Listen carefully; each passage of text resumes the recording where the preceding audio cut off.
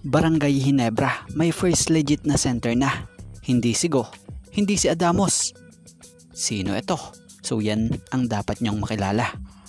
At Kaylan Tiongson, sa wakas pumirma na ng 3-year deal na kontrata. So bago nga natin talakayin yan shoutout muna sa mga solid nating ka-teammate na sila JJ Sibum, Kat Sakino, Pabs, Michael Awao, and Michelle Gonzal. It's time para kay Kaylan Tiongson. Pumirma na sa kanyang bagong koponan sa PBA na Rain or Shine Elasto Painters. So mukhang nahimas ng maayos ng Ross etong si Kaylan dahil kamakailan lang pumutok or putok na putok ang balitang hirap ito mapapirma ng Ross dahil sa hindi magkasundo sa kontrata.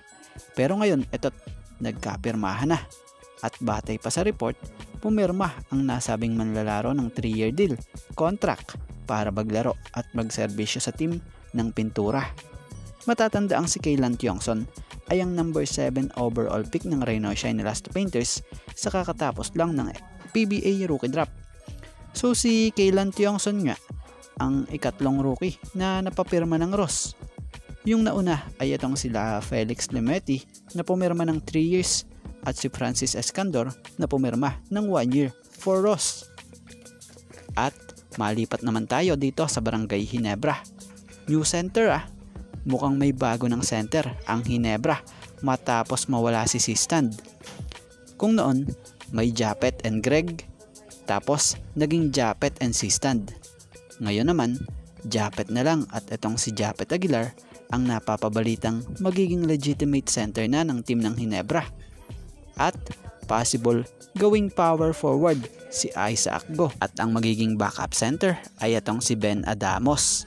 Dahil si Japet nga ay ang isa sa pinakamatagal na ring Ginebra bigman na sanay sa posisyong naiwan ni Sistand.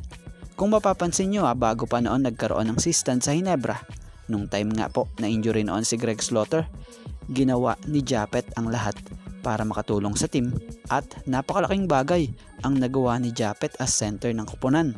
Kaya naman ngayon may balita nga ito nga na gagawing main center si Japet ng team at inaasahang muling magagawa nito ang dating nagagawa niya noon.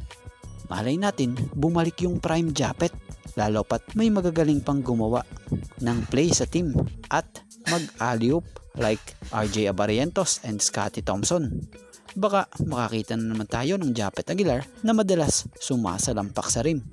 So abangan!